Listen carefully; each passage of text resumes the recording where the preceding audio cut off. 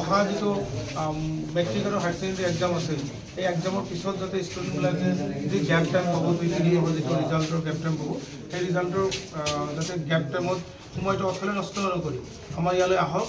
আমাৰ বহুত মানে এক্সপিৰিয়েঞ্চ মেডাম অনা হৈছে গুৱাহাটীত থাকি তাইও ইয়াত শিকাব। তাৰ হাজবেণ্ডে ইয়াতে অলৰেডি ভকেশ্যনেল টিচাৰ হয়। গতিকে আমি বিচাৰিছোঁ এই অঞ্চলত যাতে কম্পিউটাৰৰ শিক্ষাৰ অবিহনে ষ্টুডেণ্টে যাতে বিভিন্ন চাকৰিৰ পৰা যাতে বাদ নপৰে, যাতে এপ্লাই কৰিব নোৱাৰে এনেকুৱা দিন নাহক।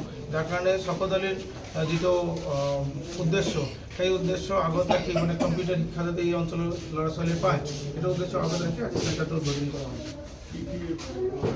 ইয়াত চব কম্পিউটাৰ যিবিলাক বেছিক ডিপ্ল'মাবিলাক থাকে চাকৰিৰ ক্ষেত্ৰত, গভৰ্ণমেণ্ট চাকৰিৰ ক্ষেত্ৰত হওক, প্ৰাইভেট চাকৰিৰ ক্ষেত্ৰত হওক, ফ্ৰণ্ট অফিচৰ ক্ষেত্ৰত হওক, হস্পিটেলৰ ক্ষেত্ৰত হওক, যেনেকৈ DCA diploma in computer application, advance diploma in computer application, PGDC after graduation, post graduate diploma in computer application, এনেকুৱা ধৰণৰ বিভিন্ন কম্পিউটাৰৰ হাৰ্ডৱেৰ নেটৱৰ্কিং, GST, টেলি যিটো হাতে কামে কাম কৰিব পাৰিব। আজি যদি চকদালিৰ আণ্ডাৰত মই ক'ব পাৰোঁ মানে বুকুফিন্দাই ক'ব পাৰোঁ যে কোনোবা যদি 6 মাহ 1 বছৰ কাম কৰে সেই 25-30 হাজাৰ টকাৰ চেলাৰী চাকৰি মই যোগাৰ কৰি দিম।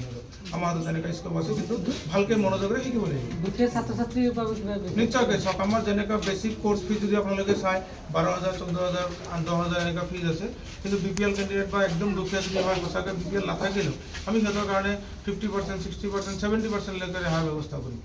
ফিজিকেলি হেণ্ডিকেপ থাকিলে আমি সিহঁতক সেনেকৈ ৰেহাইৰ ব্যৱস্থা কৰিম।